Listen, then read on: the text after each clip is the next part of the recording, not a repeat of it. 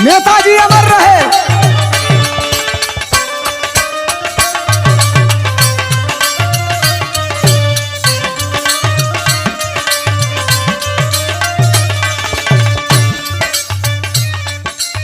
साथियों, देश श्रद्धांजलि दे रहा है अपने नेता धरती पुत्र नेताजी आदरणीय मुलायम सिंह यादव जी को। अंधेरा है सामने, रास्ता नहीं दिखाई दे रहा है, लेकिन अंततः ये बात धर्मेंद्र सोलंकी आपके बीच में निवेदन पूर्वक कहता है कि नेताजी का शरीर केवल इस दुनिया से गया है, नेताजी आज भी हैं हमारे बीच में, आपके बीच में, आम जनमानस के बीच में। ये लाइन पढ़ रहा हूं नेताजी को श्रद्धांजलि के रूप में। क्या आज भी जिंदा है नेताजी, आज भी जिंदा है नेताजी, कीर्ति जिनका कायम है। माननीय मुलायम सिंह यादव जी,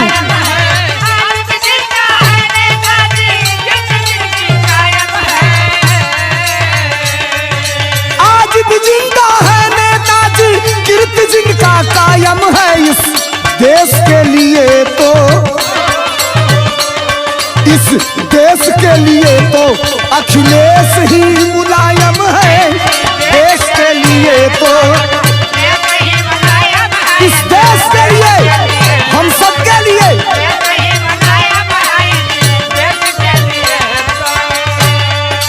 आज भी जिंदा है नेताजी, कीर्ति जिनका कायम है।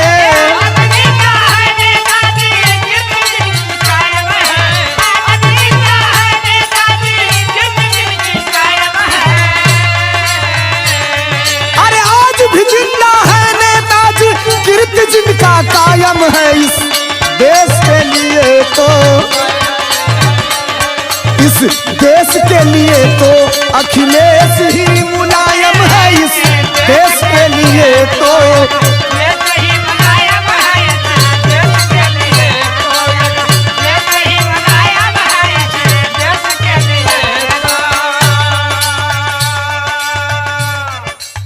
दुनिया रो रही है, कुछ कलाकार साथी भी रो रहे हैं। श्रद्धांजलि गीत में बरबस आंखों से आंसू निकल जा रहा है, लेकिन ये रोने का वक्त नहीं है। युग पुरुष कभी मरते नहीं, युग पुरुष अमर होकर के जाते हैं अपनी कृतियों को आपके बीच में छोड़ करके। और दुनिया कुछ भी कहे, कोई कुछ भी गाए, दुनिया जानती है धर्मेंद्र सोलंकी जब गाता है अपने नेता के लिए तो उस गाने का एक वजूद होता है। मैं तो डंके की चोट पे कहता हूं, क्या दो ही पुत्र हुए धरती पर और रहेंगे कायम। दो ही पुत्र हुए धरती पर और रहेंगे कायम। दो ही पुत्र हुए, दो पुत्र और रहेंगे कायम। इस धरती पर केवल दो पुत्र हुए, दो। अब सुनिए, आप कहेंगे कि ये कैसे कह रहा है, साबित कर रहा हूं। दो ही पुत्र हुए धरती पर और रहेंगे कायम।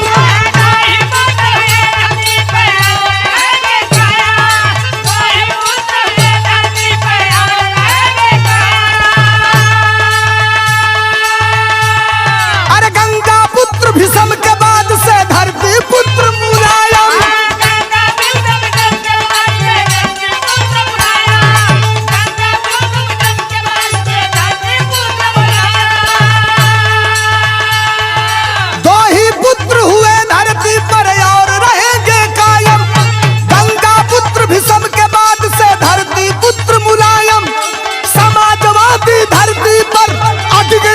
मुलायम है इस देश के लिए तो,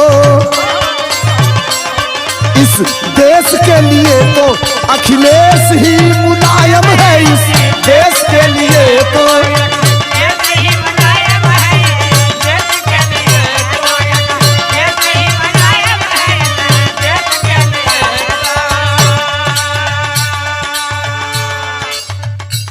मुलायम सिंह यादव किसी व्यक्ति का नाम नहीं है। मुलायम सिंह यादव एक विचार है।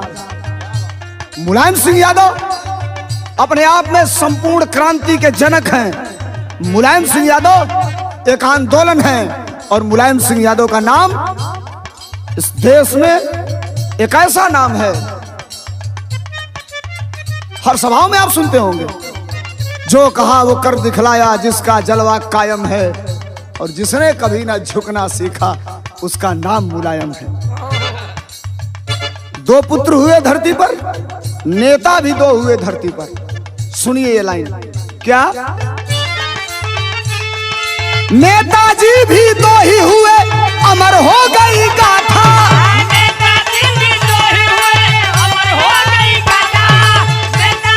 दो ही नेता हुए,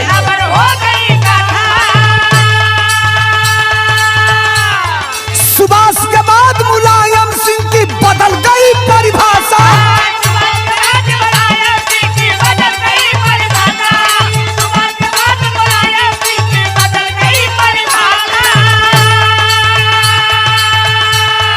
नेताजी भी दो ही हुए, अमर हो गई गाथा। सुभाष के बाद मुलायम सिंह की बदल गई परिभाषा।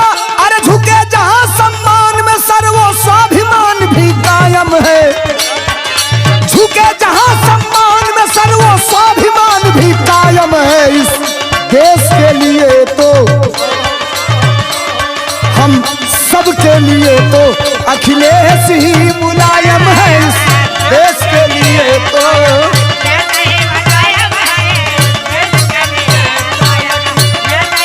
अखिलेश ही मुलायम है।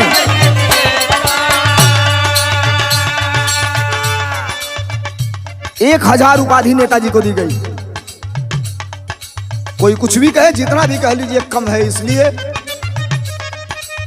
कि नेताजी उस लौह पुरुष का नाम है जिसके सर पर नेताजी ने हाथ रख दिया। हजारों एमपी एमएलए बनाया नेताजी ने, लाखों करोड़ों कार्यकर्ता बनाया नेताजी ने। खेत में हल चलाने वाले को उत्तर प्रदेश के विधानसभा और लोकसभा में भेजने का काम किया नेताजी ने। इतना ही नहीं, समाज के अंतिम पायदान पर बैठे व्यक्ति को भी भारत के संविधान के अनुरूप खड़ा करके और समाज में उचित सम्मान दिलाने का काम किया माननीय मुलायम सिंह यादव जी ने। ये ताकत है मुलायम सिंह यादव की। आज मैं डंके की चोट पर आपके बीच में बोल रहा हूं, ये ताकत केवल मुलायम सिंह यादव की है। मुलायम सिंह यादव आज हमारे बीच में नहीं है, लेकिन ये लाइन में पढ़ रहा हूं, क्या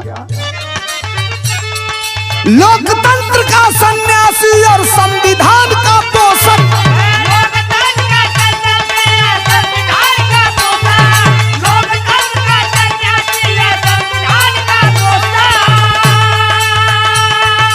जनमानस में जन क्रांति के रहे सदा उद्घोषक।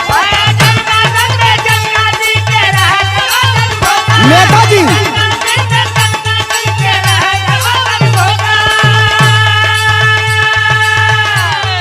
लोकतंत्र का सन्यासी और संविधान का पोषक। जनमानस में जन क्रांति के रहे सदा उद्घोषक। सोलंकी के गीत में बनके, इस सोलंकी के गीत में बनके 24 घंटा गायन है। इस देश के लिए तो, इस देश के लिए तो अखिलेश ही मुलायम है। इस देश के लिए तो अखिलेश ही मुलायम है। इस देश के लिए तो अखिलेश ही, हम सब के लिए तो अखिलेश ही मुलायम है। इस देश के लिए तो, सब के लिए तो अखिलेश ही मुलायम है। इस देश के लिए तो मुलायम सिंह यादव अमर रहे।